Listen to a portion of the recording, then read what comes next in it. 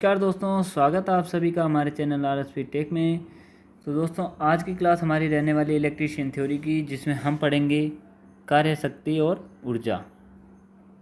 कार्य शक्ति और ऊर्जा। तो हमने अब नया टॉपिक स्टार्ट कर लिया है आज से, कार्य शक्ति और ऊर्जा का। हो सकता है ये एक दिन में टॉपिक ना हो, लेकिन जितना हम पढ़ेंगे वो अच्छे से पढ़ेंगे। और जैसा कि मैंने पिछले वीडियो जो अपलोडेड वीडियो है उनमें एक मैंने चीज़ देखी कि बहुत ही कम उसमें कोई डाउट आते हैं, तो ये गलत बात है। या तो आपको सब कुछ समझ आ रहा है तो बहुत ही अच्छी बात है, लेकिन आपको कुछ नहीं समझ आ रहा है तो आपको पूछना चाहिए, और फिर आप नहीं पूछ रहे हो तो ये गलत बात है दोस्तों। तो ऐसा नहीं करना है। जो भी चीज़ नहीं समझ आती है तो उसके बारे में पूछना होता है, और अगर सब कुछ समझ आ रहा है तो बहुत ही अच्छी बात है। क्लियर है? तो आज की क्लास हम स्टार्ट करते हैं बिना टाइम वेस्ट किए।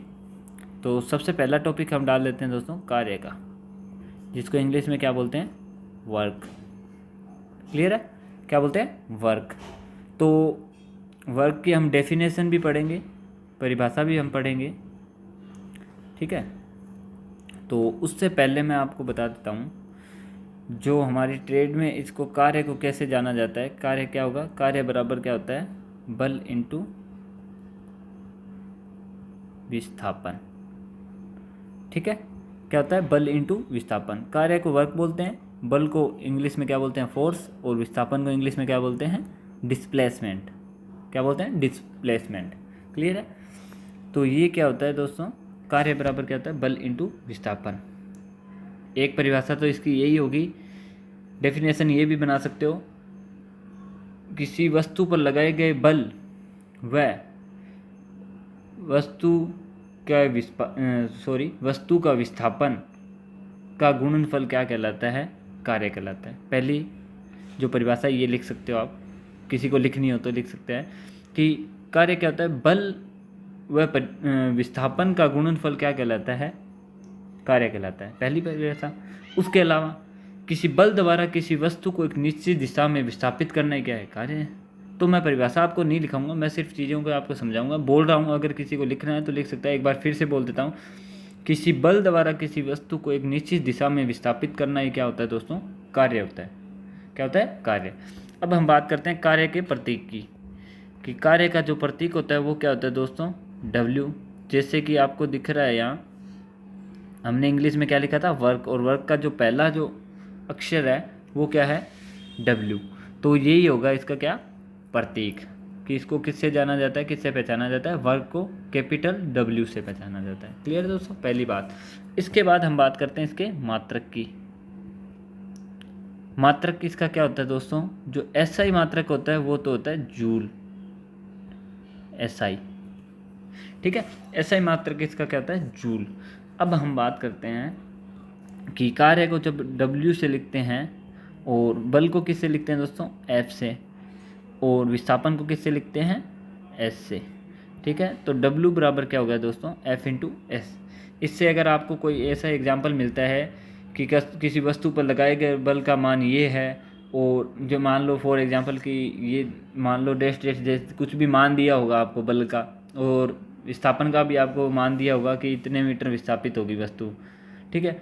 तो आपसे पूछ लेगा कि वस्तु पर वस्तु द्वारा या किया गया कार्य का मान कितना होगा, तो आप क्या करोगे? बल जितना लगा उसको मल्टीप्लाई कर दोगे किससे? विस्थापन से। तो आपका क्या आ जाएगा? वर्क आ जाएगा, जिसको हम क्या बोलते हैं? कार्य। ठीक है? अब हम बात करते हैं दोस्तों इसके जो मात्रक है वो मात्रक कैसे बना, उसकी हम बात करते हैं। ठीक है? तो इसका एक अन्य मात्रक कैसे बनता है वो देखिए आप। कार्य बराबर, तो हम कार्य का मात्रक पढ़ रहे हैं तो कार्य को रहने देते हैं। उसके बाद में बल का जो मात्रक होता है वो क्या होता है दोस्तों? न्यूटन। और विस्थापन का क्या होगा दोस्तों? मीटर। तो यानी कि कार्य W बराबर क्या होगा? न्यूटन इंटू मीटर, या कार्य का जो SI मात्रक होता है जूल, यानी कि 1 जूल बराबर क्या होगा? 1 न्यूटन इंटू 1 मीटर, या इसको आप बोल सकते हैं न्यूटन मीटर भी। क्लियर है दोस्तों? अब हम बात करते हैं 1 जूल की परिभाषा की। तो 1 जूल क्या होता है वो हम यहाँ देख लेते हैं। 1 जूल, तो जैसे कि हमने पढ़ा था अभी कि जूल बराबर क्या होता है, न्यूटन इंटू मीटर। क्लियर है। तो अब हम इससे परिभाषा बनाते हैं कि एक जूल की परिभाषा क्या होगी। यदि किसी वस्तु पर 1 न्यूटन का बल लगाया जाए, वह वस्तु 1 मीटर तक विस्थापित हो जाए, तो क्या होगा, किए गए कार्य का मान 1 जूल होगा। इससे आप परिभाषा लिख सकते हो, मैं बोल देता हूँ। यदि किसी वस्तु पर 1 न्यूटन का बल लगाया जाए, वह वस्तु 1 मीटर तक विस्थापित हो जाए, तो किए गए कार्य का मान क्या होगा, 1 जूल होगा। क्लियर दोस्तों, ये होगी 1 जूल की परिभाषा। क्लियर है। अब उसके बाद हम बात करते हैं अदिश और सदिश राशियों का नाम आपने सुना होगा कि अदिश राशियाँ कौन सी होती है, सदिश राशियाँ कौन सी होती है। तो मैं आपको अभी तो यहाँ इतना ही बताऊंगा कि कार्य एक अदिश राशि है या सदिश राशि है।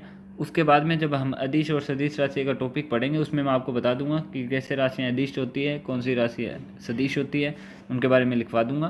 तो ज़्यादा डरने घबराने की ज़रूरत नहीं है। एक एक चीज़ के जो भी आपको नाम सामने आएगा वो हर चीज़ के बारे में मैं बताने वाला हूँ। जैसे कि आप बल और विस्थापन का नाम है तो इनके बारे में भी मैं बताऊँगा कि क्या बल होता है और क्या होता है विस्थापन। ठीक है। तो अब बात करते हैं हम कार्य क्या है। एक ये आप स्टार लगा कर लिख सकते हो। कार्य एक क्या है, अदिश राशि है, अदिश राशि है। और अदिश राशि को इंग्लिश में क्या बोलते हैं दोस्तों, स्केलर क्वांटिटी, स्केलर क्वांटिटी। ठीक है। अब हम बात करते हैं दोस्तों इसके एमकेएस प्रणाली में जो कार्य का मात्रक होता है वो क्या होता है। तो यहाँ आप स्टार डाल के लिख सकते हो एमकेएस प्रणाली में कार्य का मात्रक। तो ये आपको याद रखना है। जैसे कि आपको एसआई प्रणाली में कार्य का मात्रक क्या होता है दोस्तों, जूल होता है। तो उसी प्रकार जो एमकेएस प्रणाली है उसमें जो कार्य का मात्रक होता है तो क्या है, किलोग्राम मीटर। क्या होता है, किलोग्राम मीटर या केजीएम, यानी कि किलोग्राम मीटर। क्लियर है दोस्तों। तो ये क्या होता है, एमकेएस प्रणाली में क्या होता है, कार्य का मात्रक होता है। चलिए दोस्तों, तो अब हम जान लेते हैं एक केजीएम यानी कि 1 किलोग्राम मीटर में कितने जूल होते हैं। तो ये होते हैं 9.81 जूल। कितने होते हैं, 9.81 जूल होते हैं। तो अब मैं आपसे पूछ रहा हूँ दोस्तों, यदि आपको केजीएम में दिया हुआ मान तो आप जूल में कैसे निकालोगे, और जूल में दिया है तो केजीएम में, तो केजीएम का तो आप जूल में निकाल लोगे। 1 केजीएम बराबर 9.81 जूल होता है। अब आपको बोल दे कि 10 जूल में कितने केजीएम होंगे, तो सबसे पहले आपको पता होना चाहिए 1 जूल में कितने केजीएम होते हैं। तो 1 जूल बराबर क्या होगा, तो 1 जूल बराबर होगा दोस्तों 1/9.81 केजीएम। समझ रहे हो। ये जो राशि होती है इधर मल्टीप्लाई में आकर क्या होती है, इधर डिवाइड में आ जाती है, यानी कि भाग में आ जाती है। क्लियर है ना, ये चीज़ आपको समझनी है। तो ये 1 जूल बराबर कितना हो जाएगा दोस्तों, 9.81 केजीएम हो जाएगा। क्लियर है। ये याद रखने वाली चीज़ है, आपको याद रखना है कि 1 केजीएम बराबर कितना होता है, 9.81 जूल होता है। या एक अन्य मात्रक मैंने आपको ऊपर बताया था, 1 जूल बराबर क्या होता है, 1 न्यूटन मीटर भी होता है। या 1 जूल बराबर 1/9.81 केजीएम भी होता है। लगभग 1 के आसपास आएगा, 1 के अप्रोक्सीमेट इसका मान आएगा। यानी कि 1 जूल बराबर 1 केजीएम के आसपास आएगा। वो आप डिवाइड करके देख लेना कितना आता है। इतना डीप कोई जाएगा भी नहीं, वैसे तो इतना डीप क्वेश्चन नहीं आता, लेकिन फिर भी नॉलेज के लिए चीज़ें मैं बता रहा हूँ। अब हम बात करते हैं दोस्तों, एमकेएस में बता दिया, एसआई पद्धति में बता दिया। अब मैं आपको बताता हूँ सीजीएस पद्धति में, सीजीएस में कार्य का क्या मात्रक। तो सीजीएस पद्धति में कार्य का जो मात्रक होता है वो दोस्तों क्या होता है, अर्ग होता है। ठीक है। और अब हम जान लेते हैं 1 जूल में कितने अर्ग होते हैं। तो 1 जूल बराबर होते हैं 10⁻7 अर्ग। ठीक है। अब आपसे कोई पूछ ले तो 1 अर्ग बराबर कितने जूल होंगे भाई, तो 1 अर्ग बराबर होंगे 1/10⁻7 या 10⁻⁷। 10⁻⁷ क्या होगा, जूल। क्लियर है दोस्तों। 1 जूल बराबर 10⁻7 अर्ग होते हैं। तो 1 अर्ग बराबर क्या हो गया, 1/10⁻7 जूल हो गए, या 10⁻⁷ होगा। तो आपको पता है 1 बटे अगर 10 की पावर 7 है, तो अगर सीधा लिखते हो आप तो इसको लिखेंगे 10 की पावर -7। क्लियर दोस्तों? तो ये हो गया जूल का कार्य का एमकेएस, एसआई और सीजीएस पद्धति में मात्रक और क्या कार्य होता है, कैसे इसका मान निकाला जाता है, इन चीज़ों के बारे में हमने जान लिया है। अब हम बात करते हैं दोस्तों, कार्य बराबर हमने सबसे पहले क्या पढ़ा था? कार्य बराबर हमने पढ़ा था बल इंटू विस्थापन। सबसे पहली चीज़ हमने यही लिखी थी और यही पढ़ी थी, कार्य बराबर होता है बल इंटू विस्थापन। कार्य के बारे में हमने जान लिया कि कार्य क्या होता है, बल इंटू विस्थापन क्या होता है, कार्य होता है। अब हम जानते हैं कि बल क्या होता है, तो यहाँ आप टॉपिक डालिए बल, जिसको बोलते हैं फोर्स। इंग्लिश में क्या बोलते हैं? फोर्स। बल को क्या बोलते हैं? फोर्स। फोर्स क्या होता है दोस्तों? तो मैं आपको यहाँ शॉर्ट में लिखा देता हूँ, साधन जो वस्तु का क्या कराता है, स्थान परिवर्तित करने का प्रयास करे।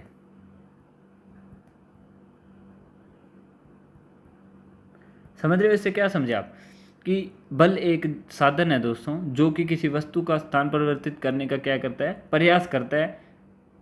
करेगा या नहीं करेगा वो डिपेंड करता है कि कार्य किस प्रकार का है। जैसे कि फॉर एग्जांपल कि एक दीवार है, बहुत ही मजबूत सी दीवार है, और आप उस पर बल लगाए जा रहे हो, क्या वो खिसकेगी? नहीं। लेकिन एक लिमिट पे बल लगेगा तो शायद वो खिसक भी जाए। लेकिन अकेला बंदा है और वो किसी दीवार पे धक्का लगाया जाए तो नहीं खिसक रही, तो वो एक प्रयास जरूर कर रहा है लेकिन उसका कार्य नहीं संपादित होगा। जब तक विस्थापन नहीं होगा तब तक कार्य नहीं होगा। ठीक है। और जो बल होता है उसका जो ऐसा ही मात्रक होता है वो क्या होता है दोस्तों? न्यूटन। मात्रक क्या होता है? न्यूटन होता है। और इसका प्रतीक दोस्तों क्या होता है? प्रतीक यानी कि सिंबल इसका क्या होता है? Capital F. क्लियर है? और न्यूटन को किससे लिखते हैं? एन से। तो ये हो गया दोस्तों क्या? फोर्स यानी कि कार्य। अब जान लेते हैं विस्थापन। विस्थापन का मतलब क्या है दोस्तों? किसी वस्तु है, मान लो ये कोई वस्तु है, इस पे यहाँ से इधर से बल लगाया और वस्तु ने अपना ये पुराना स्थान छोड़ के ये नया स्थान ले लिया, न्यू, और इसको बोलते हैं ओल्ड। ठीक है। तो ये न्यू स्थान जब ले लिया इसने वस्तु ने, यानी कि इसमें क्या हो गया, इसकी जो स्थिति थी वो परिवर्तित होगी। जो कि पहले कहाँ थी? पहले वस्तु थी यहाँ, जो कि खिसक कर, बल लगाने की वजह से खिसक कर चली गई कहाँ? यहाँ। तो ये क्या कहलाता है दोस्तों? किसी वस्तु का स्थान परिवर्तित होना, उसका क्या कहलाता है? विस्थापन। क्लियर है? यानी कि आपने मानो 1 किलो चीनी थी, या जितनी भी चीनी थी, आप गए दुकान पे और उससे चीनी ली और वो चीनी आप लेकर घर आ गए। ठीक है। तो आपने क्या किया, उस वस्तु का जो है स्थान परिवर्तित करा दिया बल लगाकर। ठीक है। आपने बल लगाया, उसको उठाया, घर लेकर आ गए, उसका स्थान परिवर्तित हो गया, तभी तो कार्य होगा ना। आप गए दुकान से, कुछ आपको मिला ही नहीं, दुकान बंद थी, और उसके बाद आप घर वापस लौट कर आ गए, तो कुछ कार्य हुआ? जी हुआ। आपने अपने शरीर का जो वजन था उसको लेकर आप चले, यानी कि आपके शरीर ने स्थान परिवर्तित किया, तो वो कार्य तो हुआ। लेकिन जो मेन कार्य था क्या था? चीनी लेना, वो नहीं हुआ। ये सिर्फ एक एग्जाम्पल था दोस्तों, आपको विस्थापन को अच्छे से समझाने के लिए। बाकी हमारे ट्रेड से इसका कोई रिलेशन नहीं है, और वैसे होता भी है, तो इसको यहीं क्लोज करते हैं इस मैटर को। तो ये होता है दोस्तों क्या? बल। और ये मैंने आपको बता दिया विस्थापन क्या होता है। किसी वस्तु का स्थान परिवर्तन ही क्या कहलाता है? विस्थापन कहलाता है। अब हम बात करते हैं, ये तो थी कार्य की बात। अब हमारे कार्य कहाँ काम आता है? हम हैं इलेक्ट्रीशियन, तो इलेक्ट्रिसिटी में जो कार्य का काम आता है उसको हम लिखते हैं कैसे? वैद्युतिक कार्य, या इंग्लिश में क्या बोलते हैं? Electric work. Electric work. Clear है? इलेक्ट्रिक वर्क यानी कि वैद्युतिक कार्य। अब हम जानते हैं वैद्युतिक कार्य कहता है, सिंपल कार्य क्या होता है? कार्य बराबर बल इंटू विस्थापन। अब ये बताओ आप कि कार्य तो हमें करना है, वैद्युतिक कार्य है यानी कि इलेक्ट्रिक वर्क है, तो इलेक्ट्रिक वर्क जब करेंगे तो उसमें बल कौन सा लगेगा? मैंने आपको पढ़ाया था एक बल जिसको ईएमएफ बोलते हैं या विद्युत वाहक बल बोलते हैं। क्या बोलते हैं? विद्युत वाहक बल। और विस्थापन का मतलब क्या है? विस्थापन किसको बोलते हैं? हमारे जब हम ईएमएफ लगाएंगे तो क्या प्रवाह होगा? धारा का प्रवाह, जिसको हम क्या बोलते हैं? आवेश। आवेश का प्रवाह होगा, तो ये आ जाएगा आवेश। और ये क्या कहलाता है दोस्तों, इलेक्ट्रिक वर्क, या आप लिख सकते हो विद्युत वाहक बल इंटू आवेश का प्रवाह। आवेश का प्रवाह इंटू विद्युत वाहक बल क्या होता है आपका दोस्तों, इलेक्ट्रिक वर्क होता है। अब हम समझते हैं इसको, वर्क को, तो इलेक्ट्रिक वर्क को भी W से प्रदर्शित करते हैं। तो W बराबर हो गया, EMF को हम किससे लिखते हैं, V से। EMF का मात्रक क्या होता है, V, और जो आवेश होता है उसका मात्रक क्या होता है, IT। Q बराबर क्या मैंने आपको बताया था, Q बराबर होता है क्या, IT होता है। इसको बोलते हैं विद्युत धारा की मात्रा, इसको धारा की मात्रा भी बोलते हैं। क्लियर है। तो धारा की मात्रा या इसको आवेश हो गया, Q बराबर IT होता है। तो EMF इंटू आवेश का प्रवाह यानी कि V इंटू IT बराबर क्या होता है, इसमें इलेक्ट्रिक वर्क होता है। अब इसकी बात करते हैं मात्रक की। तो इसका SI मात्रक भी क्या होगा, जूल होगा। SI मात्रक क्या होगा, जूल होगा। लेकिन MKS पद्धति में इसका मात्रक कैसे बनेगा, तो मात्रक वर्क बराबर क्या होगा, वर्क का तो मात्रक क्या होता है, जूल होता है। तो VI को क्या लिखते हैं, वाट, और T का क्या होता है, सेकंड। तो ये बन गया दोस्तों क्या, वाट सेकंड। किसका मात्रक बन गया, ये इलेक्ट्रिक वर्क का मात्रक बन गया क्या, वाट इंटू सेकेंड या वाट सेकंड।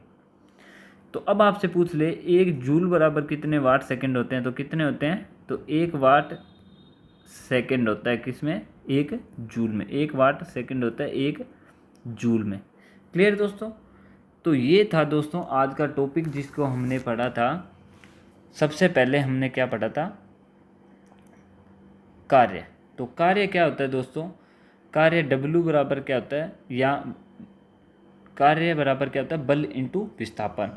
फिर मैंने आपको बताया इसका प्रतीक क्या होता है और किस प्रकार कार्य से अन्य मात्रक निकालेंगे, जैसे कि एक जूल बराबर एक न्यूटन मीटर कैसे आया, तो न्यूटन होता है बल का और मीटर होता है किसका, विस्थापन का। क्लियर है। उसके बाद मैंने आपको बताया कि कार्य एक अदिश राशि है जिसको इंग्लिश में बोलते हैं स्केलर क्वांटिटी। उसके बाद मैंने MKS पद्धति में इसका मात्रक बताया और कैसे जूल से KGM का मान निकालते हैं और कैसे KGM से जूल का मात्रक मान निकालते हैं, ये चीज़ें मैंने आपको बताई। उसके बाद में मैंने आपको CGS पद्धति में इसका मात्रक बताया और कैसे अर्ग से जूल या जूल से अर्ग निकालते हैं, वो चीज़ें बताई। उसके बाद में मैंने आपको बल के बारे में बताया। उसके बाद में मैंने आपको लास्ट में बताया कि वैद्युतिक कार्य क्या होता है और इसकी गणनाएं कैसे करेंगी। तो आपको मान दे देंगे चीज़ों का, जैसे यहाँ दे दिया वोल्टेज का या EMF का मान दे दिया, धारा का मान दे दिया और समय दे देंगे, इतने समय में इतनी धारा प्रवाहित हुई और विद्युत वाहक बल का मान ये है, तो किए गए कार्य का मान कितना हो गया या कितने वाटेज होंगे, ये चीज़। क्लियर दोस्तों। या कितने वाट सेकंड होंगे या कितने जूल कार्य होगा, ये होते हैं चीज़ें। ठीक है।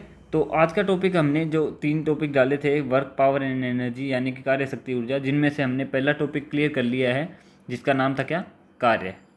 इससे रिलेटेड अगर कोई भी आपकी क्वेरी हो, कोई भी चीज़ अगर आपको समझ नहीं आई हो, इनमें से कोई भी एक पॉइंट या पूरा ही नहीं समझ आया, मुझे पर्सनली मैसेज कर सकते हो आप। मेरा टेलीग्राम लिंक दिया हुआ है, उस पर आप मैसेज कर सकते हो। ऐसे नहीं होना चाहिए। आपको समझ आ रहा है तो बहुत ही अच्छी चीज़ है, अगर नहीं आ रहा है तो पूछो चीज़ों को। अगर आप सीधे देखते रहोगे और कुछ समझ नहीं आ रहा तो कोई मतलब नहीं है, टाइम वेस्ट कर रहे हो आप, इसका मतलब। क्लियर है। तो कोई भी दिक्कत आ रही हो तो पूछना चाहिए, तभी आप कुछ चीज़ों को सीख पाओगे, वरना गलत अगर चीज़ों को सीख जाओगे तो फिर कोई मतलब नहीं है। इससे अच्छा तो ना सीखा हुआ भी ठीक है। क्लियर दोस्तों। चलिए मिलते हैं नेक्स्ट क्लास में। अपना ध्यान रखिए और अच्छे से पढ़ाई करिए। मिलते हैं नेक्स्ट क्लास में। जय हिंद, जय भारत।